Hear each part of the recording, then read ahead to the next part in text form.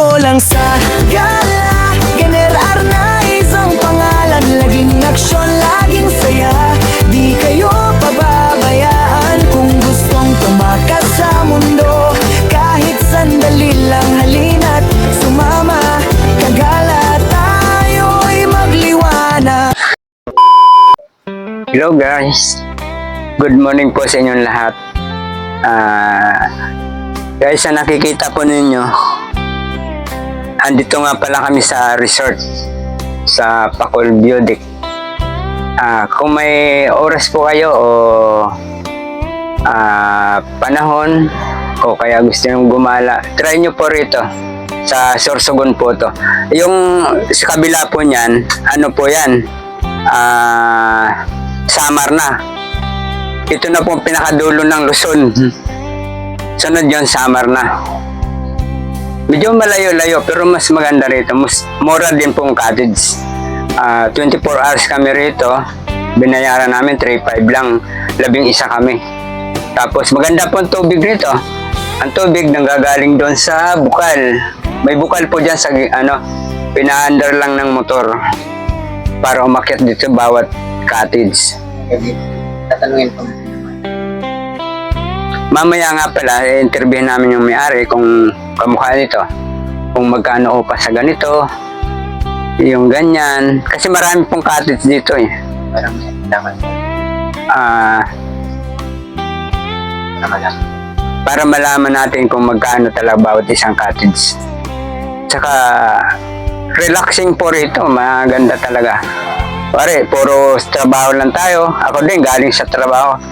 Kaya ginagawa ko po to kasi naglilibang lang ako.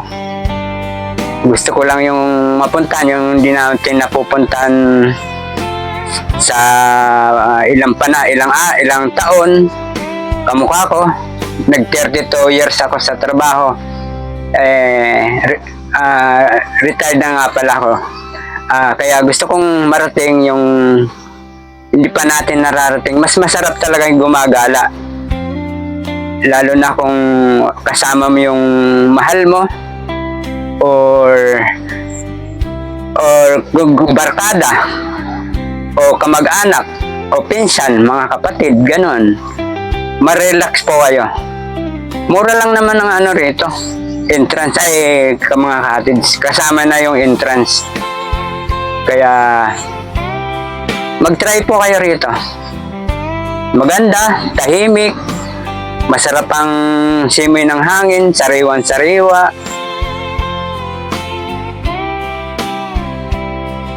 Mamaya, umuulan kasi sa ngayon eh. Mamaya pupunta namin yung doon sa may-ari. Tatanungin namin kung anong oras ba talaga sila nag-o-open sa morning. Kasi kami dumating kahapon dito, alas 6. Alas 6. Ayun po, tulad ng sinasabi ko sa inyo, kung ano yung nasa likuran ko. Ganda, di ba? Meron pa po diyan sa kabila, kaso malalim, pero maganda naman daan. Yan lang po. Ingat po kayong lahat. Bye-bye.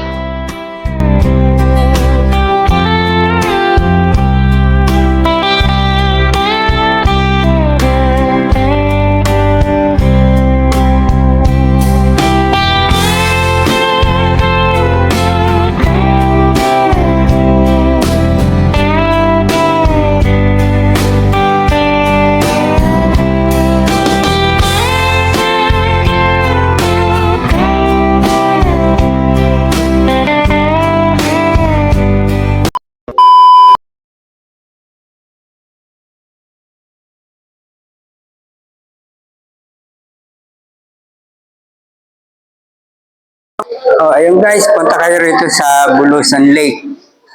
Marami pong mabibili itong mga handicraft, bag, palaman. Ito po, honeybee. Ito, atsara. Ito, ano po, mga pili po yan. Ayan, Yan. Marami pong pampasalubong dito. May mga t-shirt, mga remembrance.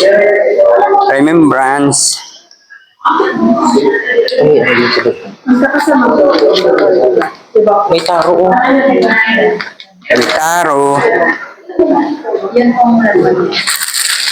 Ano to? Ganito rin to. Ha? Ito. Bulusan din. 420. Arigato gozaimasu. Ito pa mga handed packing nila, oh. Ganda. Ganda, no? Oh, chinelas pa lang, abakang-abaka na. Diba?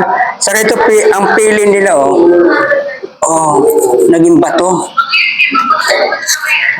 Pakita mo mga sana. Bag. It's the bag.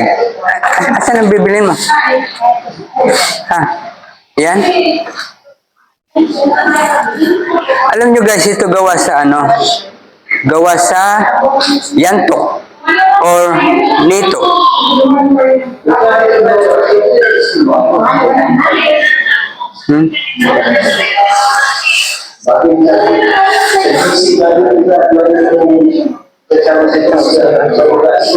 Wala.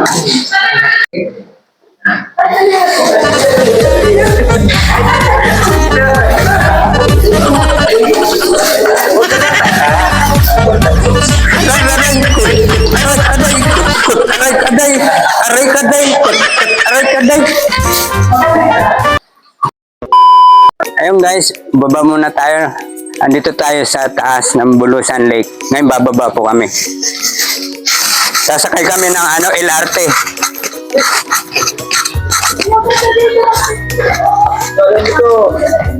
Pada cerita siya, ano mo? No, binidyo ko na eh. Hindi, kung ito lang magpulo sa mga salita sa dito. Sige, video mo ano. Okay po ma'am sir, magandang tanghali po sa inyong lahat. Bali si Kuya Raul po ang inyong park guide. Welcome to Bulusan Volcano Natural Park. Bali ito ma'am po sa ang 3D map ng Bulusan Volcano Natural Park. Si Bulusan Lake po na pinuntahan ninyo is unang lake pa lang po iyan dito sa loob ng tinatawag na protected area. Yun yung Bulusan Volcano Natural Park. Andito pa lang tayo sir ma'am, ito pa lang si Bulusan Lake. Kasi dito sa loob mayroon kaming tatlong lake. Bulusan Lake, Agingay Lake, and Blackbird Lake. Yung main crater mismo ni Mount Bulusan. Kaya lang, yung dalawang lake na yan, napupuntahan lang yan through mountaineering activity. Sa ngayon, nakakross po muna ang aming mountaineering activity kasi si Mount Bulusan is active volcano. Nasa alert level 1 pa siya. Kasi ibang activity namin pagdating dyan po sa pag-hike kay Mount Bulusan. 2 days in 1 night ang activity po namin dyan. Bali, ang Bulusan Volcano Natural Park, ma'am sir, is may lawak po yan na nasa 3,672 hectares around the Mount Bulusan. Bali, covered po siya ng 5 munisipyo dito sa loob ng protected area. Unang-una po yung part ng Bulusan, Barcelona, Kasiguran, Huban, at saka Irusin. Sila yung katuwang ng DNR sa pangangalaga po rito sa loob ng protected area. Kasi dito talaga sa loob nitong protected area, wala pong bahay na nakatayo. Kasi ang nandyan lang po is talagang yung mga nandito lang sa loob ng kabundukan. Yung mga tinatawag na fauna and flora. Yun yung kwan dito sa loob ng talagang preserve po lahat na nandito. Sa ngayon, ang binuntahan yung Bulusan Lake, may lawak din po ito na nasa 16.42 hectares. At saka ang pinakamalalim na portion niya ay sumaabot 78 feet ang lalim niya. Yes, sir. Hindi siya stagnant water, flowing water po siya. 78. Yes. Marami ding isda yan tulad ng mga tilapia, karpa, mga dalag, hito, yung mga nabubuhay sa freshwater. Yes, ma'am. Pag may dala kayong fishing rod, allowed naman po rito. Free fishing po ang Bulusan Lake. Yes. Talagang panahon ka ng bandit, no? Oo. Ang mga activity namin dito, ma'am sirs, ito po yan. Kayak, boating, balsa, and hanging bridge. Kung mahilig kayo maglakad-lakad, mayroon tayong trekking around the lake. Pwede na mong ikutin itong buong lake. Nasa 2.8 kilometers. Mga 45 minutes to 1 hour. Yan yung mga activity namin dito, tsaka picture taking. Yan. Sa ngayon, si Bulusan Lake, mapapansin nyo, kung makikita nyo ma'am sir, minsan bumababa talaga yung pagi kasi nasa taas tayo ng bundok. May elevation po tayo rito ma'am sir na nasa 335 meters above sea level.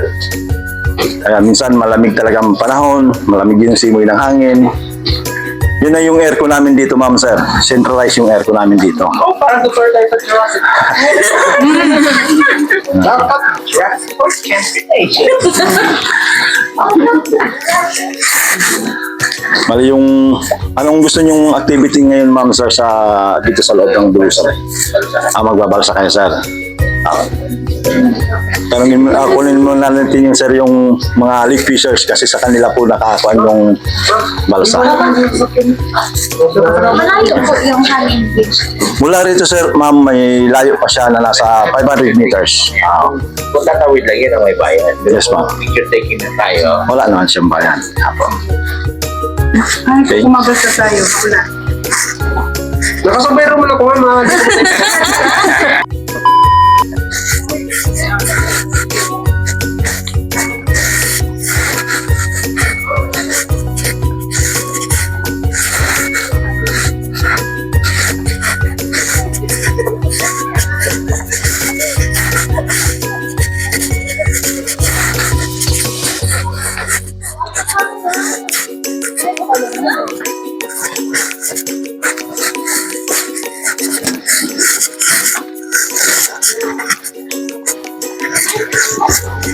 Ito sir, pag inikot mo siya, patok na po ito. Paikot hanggang doon sa kabila.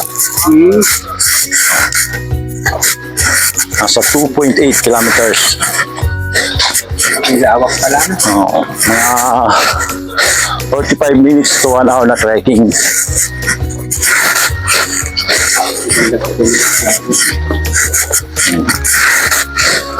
Lahat dito talaga sir. Preserve na siya. Kahit gaano kalaking puno dito sir, talagang hinahayaan na lang mabulok.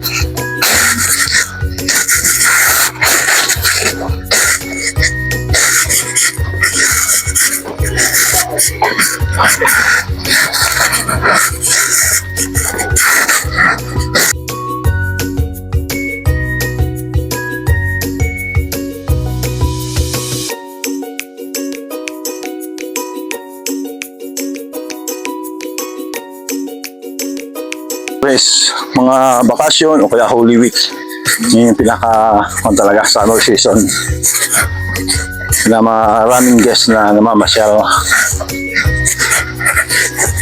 Ngayon kaya may bagyo, di ba? Oo. Yung madalang.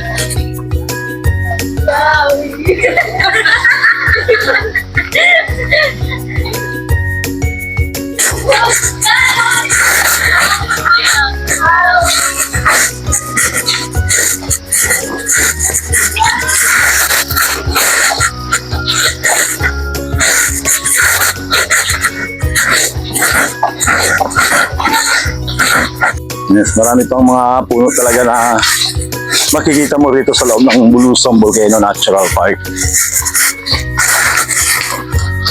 Marami pang mga nara, nato, tugawi, mga first class ng mga kahoy.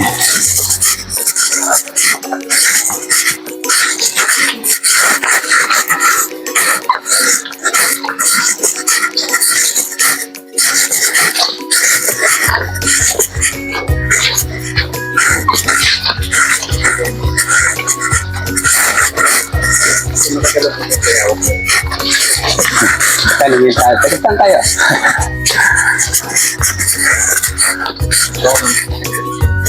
Hindi nga.